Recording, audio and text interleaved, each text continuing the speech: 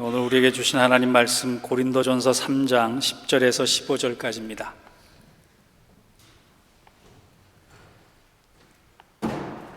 한 절씩 받들어서 읽겠습니다.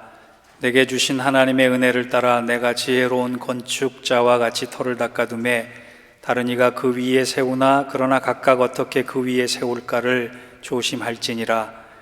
이 닦아둔 것 외에 능히 다른 터를 닦아둘 자가 없으니 이 터는 곧 예수 그리스도라. 만일 누구든지 금이나 은이나 보석이나 나무나 풀이나 짚으로 이 터 위에 세우면 각 사람의 공적이 나타날 터인데 그날이 공적을 밝히리니 이는 불로 나타내고 그 불이 각 사람의 공적이 어떠한 것을 시험할 것입니다. 만일 누구든지 그 위에 세운 공적이 그대로 있으면 상을 받고 누구든지 그 공적이 불타면 해를 받으리니 그러나 자신은 구원을 받되 불 가운데서 받은 것 같으리라. 아멘. 이는 하나님 말씀입니다. 할렐루야. 생명의 기운이 생동하듯이 우리 성령의 만지심과 고치심의 역사가 사랑하는 우리 성도들의 삶 속에 활짝 열려지고 또 그렇게 실행될 수 있는 은혜가 있기를 주의 이름으로 축복합니다. 그 이미지 하나 보시죠. 여러분 저 영화 보셨을지 모르겠어요. 2007년에 개봉되었던 더 버킷리스트라고 하는 영화입니다. 비평가들에게는 좋은 점수를 받지 못했지만 나름대로 흥행에 성공했고 재미를 줬던 영화 중에 하나입니다.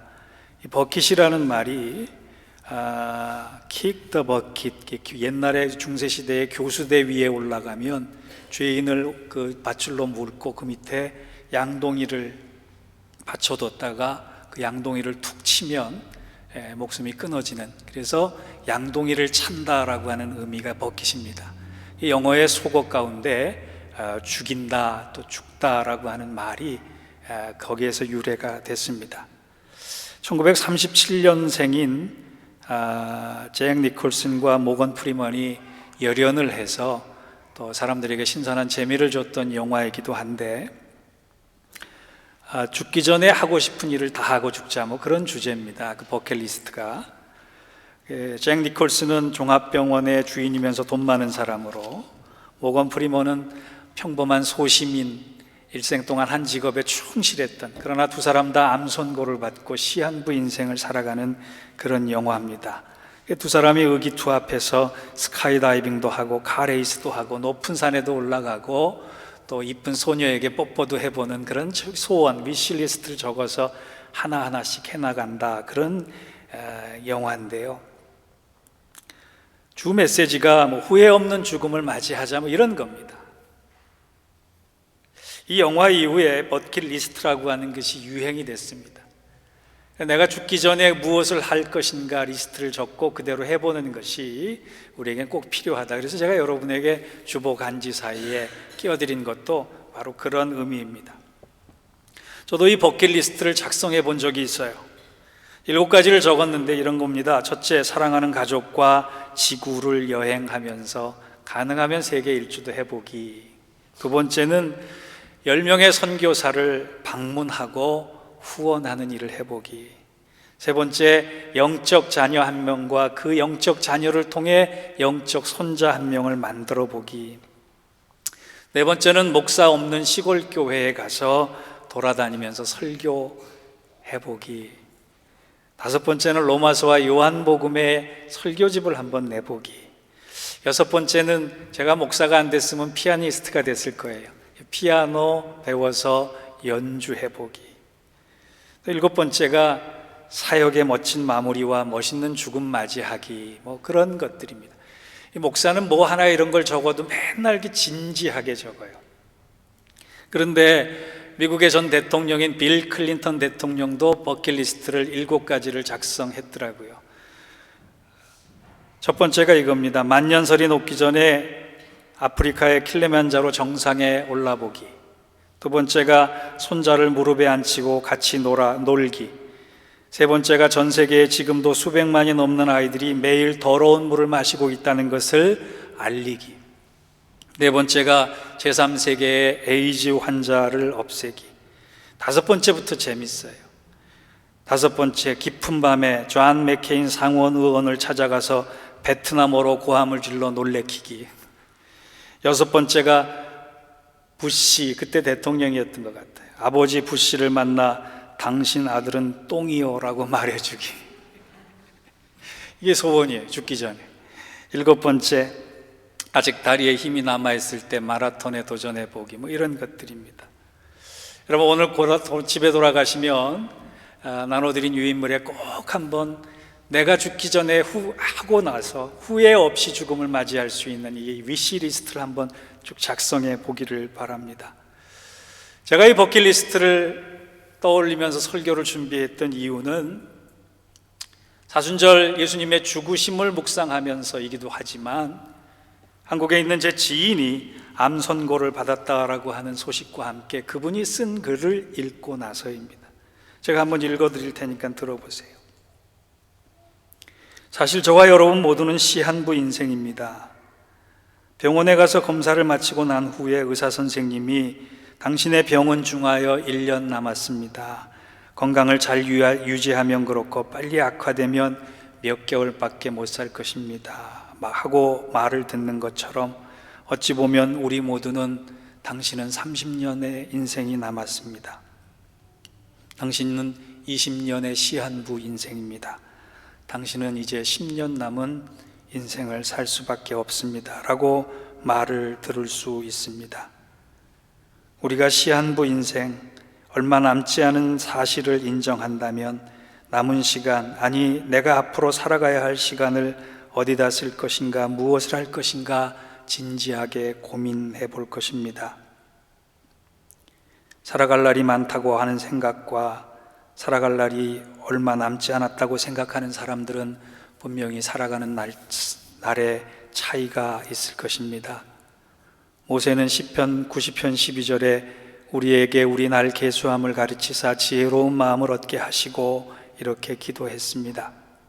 지혜로운 사람은 자기에게 죽음이 온다는 사실과 자기의 삶이 얼마 남지 않았기 때문에 언제나 하나님 뜻대로 살아가기를 고민할 것입니다. 이렇게 글을 적었어요. 누구나 예외 없이 우리는 이분의 얘기대로 시한부 인생일 것입니다. 그 시한부 인생이 누구에게는 10년이 남고 누구에게는 20년이 남고 누구에게는 30년, 누구에게는 50년이 남을 것이에요. 이분의 글을 읽으면서 와닿는 성경 구절이 하나 있었습니다. 에베소서 5장 15절에서 17절 말씀입니다.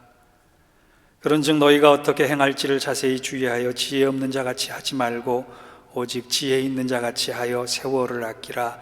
때가 악하니라. 그러므로 어리석은 자 되지 말고 오직 주의 뜻이 무엇인지 분별하라. 이 말을 거꾸로 이해하면 주의 뜻이 무엇인지를 바르게 분별할 수 있는 사람만이 지혜로운 인생을 살 수 있고, 지혜로운 인생을 사는 사람만이 지금이 무엇을 해야 할 때임을 알게 되고, 내가 그것을 잘 감당하고 있는지 못 감당하고 있는지를 항상 기도하는 사람이라는 뜻일 것입니다. 예수님도 마태복음 7장에 인생을 반석 위에 짓는 집, 모래 위에 짓는 집, 이와 같은 삶이라고 비유하셨듯이 오늘 사도 바울도 본문을 통해서 인생이라고 하는 것은 집 한 채를 짓는 것이다, 이렇게 비유하고 있습니다. 여러분에게 남겨진 시간에 집을 얼마만큼 멋지게 지시겠습니까? 얼마만큼 화려하게 지시겠습니까? 얼마만큼 아름답게 지시겠습니까? 본문의 사도 바울은 지혜로운 건축자는 얼마만큼 화려하고 얼마만큼 아름답고 얼마만큼 튼튼한 집을 짓는 것이 아니라 어떤 재료를 쓰느냐가 더 중요하다, 이렇게 얘기하고 있어요. 그 집을 지을 때 어떤 사람은 금으로 짓고 어떤 사람은 은으로 짓고 어떤 사람은 보석으로 짓고 어떤 사람은 나무와 풀로 짓는데 재료가 중요한 것이 아니라 마지막 날, 인생의 마지막 날 하나님 앞에 섰을 때 하나님이 그 사람을 향해서 한 가지 불로 그 사람이 지은 인생의 집을 태우시는데, 불에 타지 않을 재료를 진 사람은 하나님 앞에 상을 받을 것이요, 불에 타버리고 없어질 것을 가지고 집을 짓는 사람은 아무것도 남는 것이 없는 인생을 살아가게 된다, 그렇게 얘기하고 있어요. 오늘 하루 우리가 이렇게 살아가는 것이 우리 인생의 집을 짓는 것이고, 이 집을 짓는 예배의 시간에 우리의 믿음을 가지고 썩어지지 않을 것을 통하여 집을 짓느냐, 썩어질 것을 가지고 집을 짓느냐, 그것이 마지막 날에 판가름 난다라고 하는 겁니다. 왜 사도 바울이 이런 비유를 했을까, 그런 생각을 해봤어요. 사도행전과 고린도전서를 묵상하다 보면 그 이유를 알 수 있습니다. 여러분, 사도 바울은 굉장히 똑똑한 사람이, 학식이 놀라운 사람이, 로마의 시민권을 가지고 당대의 가말리아 문화생으로 지금으로 얘기하면 수재 중에 수재입니다. 여러분 인정하실 수 있지요? 그렇게 알고 계시지요? 그 사람의 학식과 지식은 최고라고 얘기해도 사실이 아니에요. 나름대로 자부심이 있었던 사람이에요. 그가 하나님께 헌신하기 시작했고 곳곳을 다니며 교회를 세우고 전도하기 시작했습니다. 그런데 그가 아덴이라고 하는 지방에 이르렀을 때, 지금의 그리스 아테네에 이르렀을 때 그가 잠깐 착각한 것이 있어요. 그 도시에 가면 철학자가 많고 변증자가 많고 논리적으로 얘기하는 사람이 많으니까 내가 저들을 상대로 내 실력을 보이리라. 그런데요, 결과적으로 그 아덴에 가서 사도 바울이 그렇게 열심히 철학적으로 얘기하고 설교하고 변증하고 자기의 전도를 행하기를 했는데 한 명도 구원을 못했어요. 교회도 못 세웠어요. 쉽게 얘기하면 실패한 선교사가 됐다는 거예요. 바울의 2차 여행 중에 그 실패한 사실이 그가 그렇게 수치스럽고 치욕스러웠습니다. 그래서 말없이 그 도시를 빠져나와서 도망간 곳이 어디냐? 도망치듯 도착한 곳이 고린도 도시라는 거예요. 나도 뒤지지 않는 웅변과 논리학과 수사학이 있으니 내가 저들을 상대로 내 실력을 가지고 설득해서 예수 앞으로 인도하겠다라고 하는 좋은 취지를 가지고 출발했는데 사도 바울이 보기 좋게 실패했습니다. 이 실패의 마음 때문에 패배감에 젖었고 좌절감에 빠져들었습니다. 고린도 도시에서 집거하기 시작했어요. 그때요, 이 성경을 읽다 보면 바울에게 아주 소중한 사람 두 사람이 등장을 합니다. 누구냐? 평생 잊을 수 없는 동역자 브루스길라와 아굴라 부부가 그때 그 바울이 영적으로 침체되어 있고 실패의 패배감에 깊이 빠져 있을 때 바울에게 용기를 주고 격려하고, 그리고 복음을 전하는데 새로운 기회를 마련해 주면서 내가 당신이 가는 곳에 따라가겠다, 나도 내 일생 복음을 전하겠다, 그렇게 다짐을 합니다. 여러분, 가끔 목사가 힘들 때 어떨 때가 힘드냐면 설교 무용론에 빠질 때가 힘들어요. 설교를 열심히 준비해서 했는데도 전혀 소용이 없는 것 같아요. 들어도 성도들이 반응이 없는 것 같아요. 귀담아 듣는 것 같긴 하는데 열매가 없고 변화가 없어요. 그럴 때 목사가 이렇게 설교 무용론 때문에 이게 깊이 사도 바울처럼 침체돼요. 여러분, 저한테요, 설교에 대해서 은혜 받았다, 은혜 없다, 이런 얘기 안 하셔도 돼요. 아니, 할 필요 없어요. 목사님께서 하나님의 말씀을 바로 전달할 수 있게 해달라고 그렇게 기도만 하세요. 그리고 기도 후에 말씀을 받으면 오늘 받은 말씀대로 한번 살아보겠다, 그렇게 다짐만 하세요. 그걸로 충분합니다. 사도 바울이 자기의 설교는 형편없다, 고린도 교회에 내 설교는 보잘것없다, 나는 말 못하는 사람이다라고 했을 때 브루스길라, 아굴라가 옆에 가서 그럽니다. 내가 당신의 설교대로 살아보겠습니다. 그래서 성경에는요, 으뜸되는 평신도 부부상 이상적인 모델을 누구로 삼느냐? 이 브루스길라와 아굴라 부부로 삼아요. 여러분, 제가 숙제 하나 내드릴게요. 오늘 위시리스트 적으실 때 맨 마지막에 꼭 빠지지 말고 적으세요. 하나님, 보르스길라와 아굴라 부부처럼 살겠습니다. 그렇게 적으시기를 주의 이름으로 부탁합니다. 아멘 소리고. 오늘 본문에 의거해서 후회 없는 인생을 마감하기 위해서 두 가지를 꼭 기억하시기를 원합니다. 첫 번째, 살아가면서 주님과 멀어지는 결정은 절대로 선택하지 않기를 바랍니다. 만약에 내가 어떤 선택을 해야 되는데, 내가 어떤 결정을 해야 되는데, 어떤 판단을 해야 되는데, 이 결정 때문에 주님과 멀어질 수 있겠다는 생각이 마음속에 들면 절대로 그 결정 선택하지 마세요. 보류하세요. 그리고 기도하세요. 하나님의 뜻을 더 밝히 알기를 원합니다.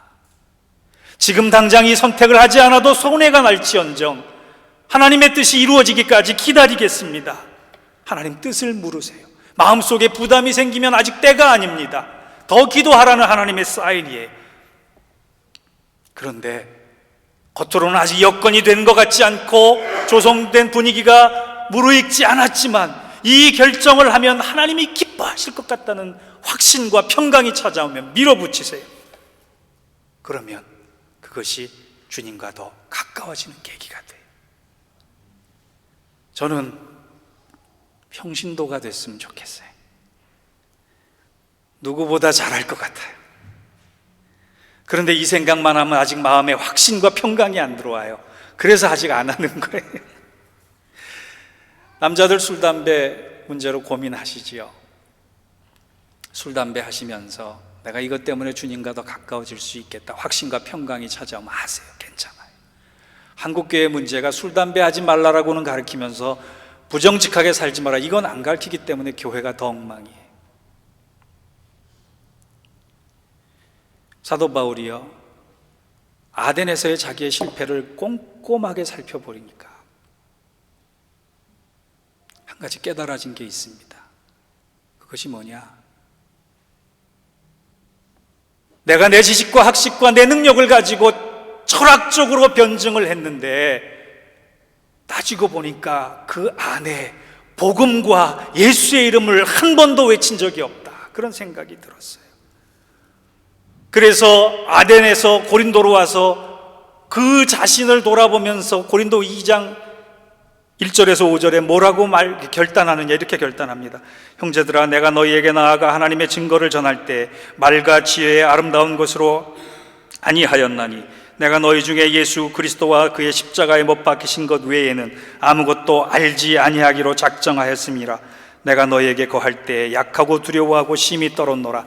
내 말과 내 전도함이 설득력 있는 지혜의 말로 하지 아니하고 다만 성령의 나타나심과 능력으로 하여 너희 믿음이 사람의 지혜에 있지 아니하고 다만 하나님의 능력에 있게 하려 하겠노라. 그가 왜 실패했는지를 알았어요. 내 지식을 앞세우고 내 능력을 앞세우고 내 논리를 앞세우다가 예수와 멀어졌기 때문에 실패했다라고 하는 거예요.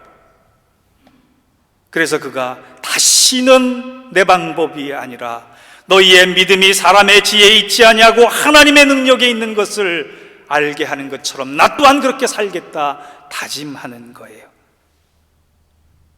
사랑하는 성도 여러분, 사도 바울이 자신의 것을 붙잡았을 때 예수와 멀어진 것을 후회하고 오직 예수만을 붙잡기로 다짐한 결심을 한 것처럼 우리도 어떤 말, 어떤 생각, 어떤 행동이든 이것 때문에 주님과 멀어질 것 같다면 그 결정하지 마시고 지금 당장 손해가 나고 불편하고 아파도 주님과 가까워지는 그 결단과 믿음을 통해 오직 예수만 붙잡고 가는 저와 여러분, 우리 교회 되기를 주의 이름으로 축원합니다. 두 번째, 살아가면서 주님께서 주신 사명과 멀어지는 결정을 하지 않는 것이 후회가 남지 않는 삶입니다.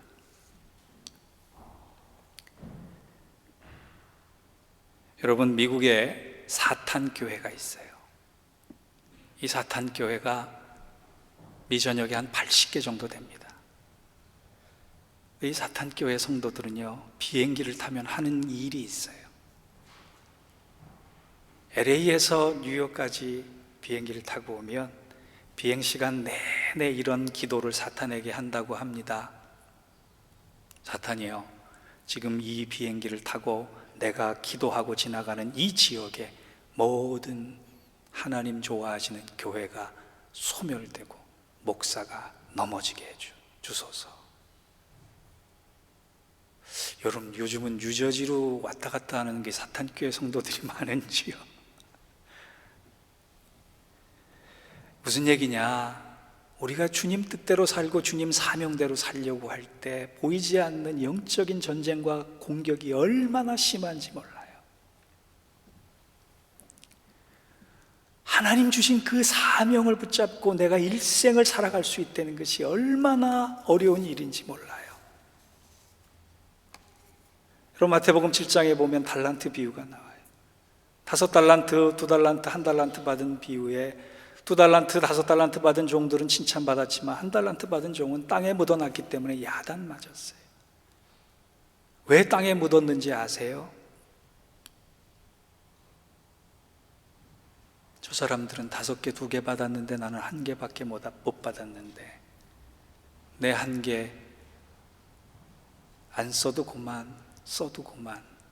다른 사람과 비교하다 보니까 열등감도 생기고 파괴적인 관계도 생기고 위축되어서 하나님 주신 그 기뻐하실 수 있는 은사 활용을 제대로 못한 거예요.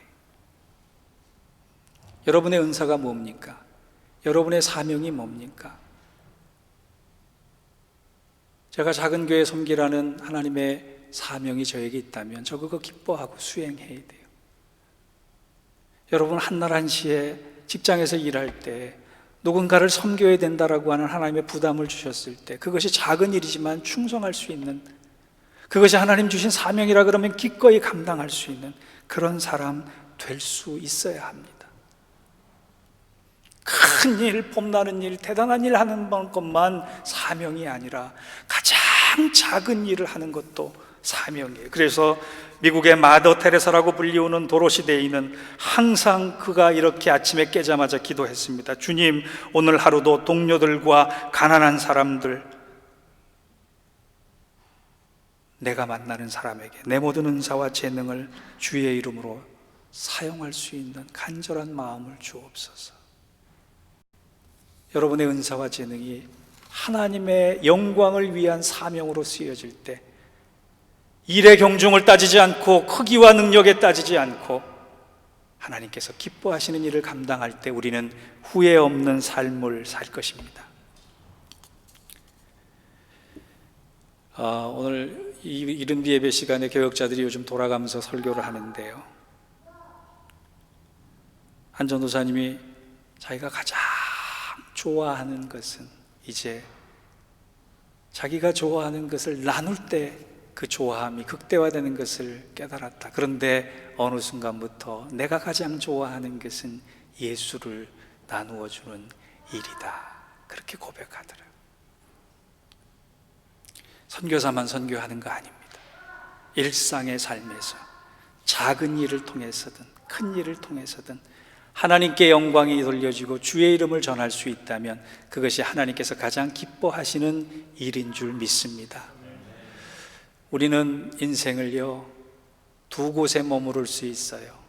시편 23편을 보면 한 곳은 푸른 초장입니다.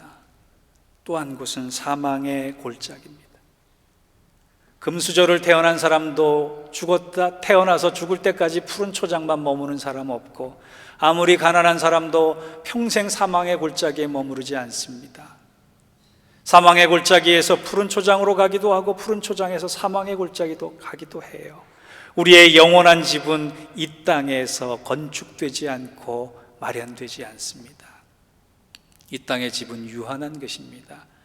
우리의 인생의 시간을 6절의 마지막처럼 나의 평생의 선하심과 인자하심이 정녕 나를 따르리니 내가 여호와의 집에 영원히 거하리로다. 하나님 안에서 썩어지지 않는 그 하나님의 집을 세우고 하나님의 집 안에서 살아가는 저와 여러분, 그 마지막 날 참 잘했다, 보잘것없는 환경, 여건에서도 너가 나를 멀리하지 않았고 내가 기뻐하는 일에 충성하고 살았구나. 그 모습 그대로 하나님의 칭찬과 박수 받으시고 주님 앞에 다시 만날 수 있는 길이 저와 여러분 앞에 놓여지기를 주의 이름으로 축복하며 축원합니다. 기도하겠습니다. 하나님 아버지, 일상이 선교인 것을 압니다. 폼나는 선교가 아니어도 하루하루 주어진 시간에 오직 예수만을 붙잡고 예수를 증거하며 예수를 전하는 모습으로 살아가고 세상의 헛된 것, 썩어질 것 붙잡지 않고 영원한 것을 붙잡고 살아가는 저희들 될 수 있도록 주님 도와주옵소서. 마지막 날 우리 한 사람도 후회 없는 삶을 하나님 안에서 살았다 기뻐하며 하나님 앞에 설 수 있도록 우리의 인생을 인도하여 주옵소서. 예수님의 이름으로 기도하옵나이다. 아멘.